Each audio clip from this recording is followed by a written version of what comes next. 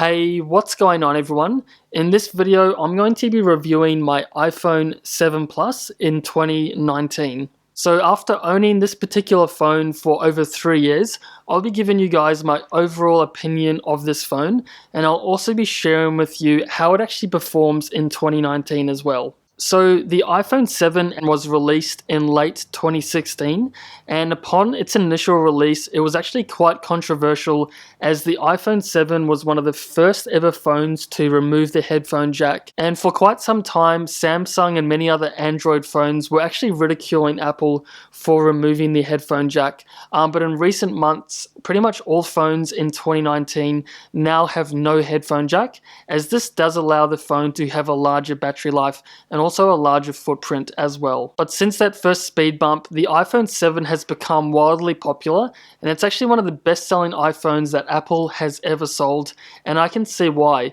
So after owning this phone for 3 years, I've been extremely impressed by the performance, the speed, and also just the day-to-day use of owning this phone as well. So I'm actually using the iPhone 7 Plus, and also the battery performance is extremely well, even in 2019.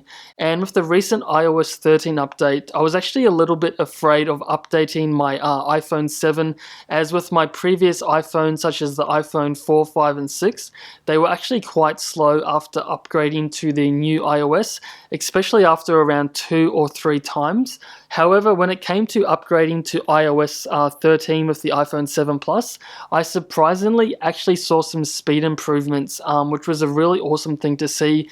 And this was mainly because the iOS 13 did bring some speed enhancements and also some compressed apps as well.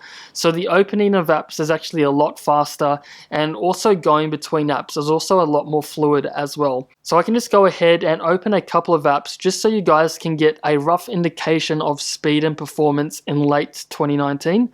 So as you can see, the apps open really quickly, and I can just go ahead and open these, and it's performing incredibly well. And I can go between apps, and I can go and open one, and as you can see, the scrolling as smooth as a new iPhone as well. And another thing I really do like about the iPhone 7 is that I feel like it's a really good halfway point between the older generation iPhones and the newer generation iPhones as well. So as an example, the iPhone 7 does have the capacitive Touch ID. So this means there actually is no physical button that you can press into the phone, but rather it's run by a vibrating motor in the back. This does take a little bit to get used to, but once you do get used to it, I much prefer this, as you could actually set the vibration on touching the button, and this can also be set to none as well. And with the iPhone 7 Plus in particular, you actually do get the dual cameras as well, and this is pretty much a standard feature for the iPhone 8 and above, but if you go down between the iPhone 6 and below, and you will not see this anywhere. And having the dual cameras is actually really helpful, and as I'm a keen photographer, it actually does come in quite handy when recording videos and photographs as well. So I can just go ahead and open the camera app at the moment, and I can just simply toggle between the telephoto and the wide angle lens. And you also have the portrait as well, which is not available on the iPhone 7 model in particular and below. So this is a really awesome feature that is built into iPhone 7 Plus as well. As for the battery performance on the iPhone 7 in 2019, it's been performing extremely well. So with some of the older versions of the iPhones that I've had, after around 1.5 to 2.5 years, you really do see the decrease in performance on the battery life, and you may have to actually charge before you actually get home at the end of the day. But when it comes to using my iPhone 7 Plus in 2019, the battery life has been surprisingly well, and as of making this video, it's currently 3:15 p.m. and I've been using this phone quite heavily throughout the day, and at the moment I'm only on 66%.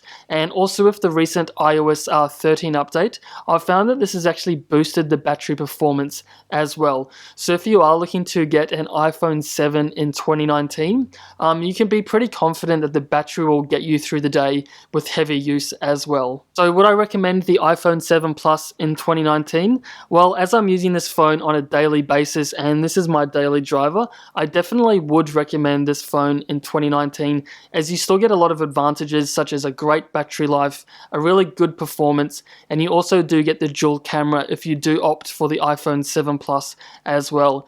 And with the recent version of the iOS 13, I don't see the performance or the battery life lacking anytime soon as well, and I plan on having this iPhone for many years to come as well. So there you have it, guys. That's just my overall view of the iPhone 7 in late 2019. I hope this video has been somewhat helpful for you. If you'd like to see any other videos like this, please share your comments down below, and also if you are still rocking an iPhone 7 Plus or iPhone 7 in 2019, please drop your comment down below as well. So as always, thanks for watching. I'll see you all in the next one.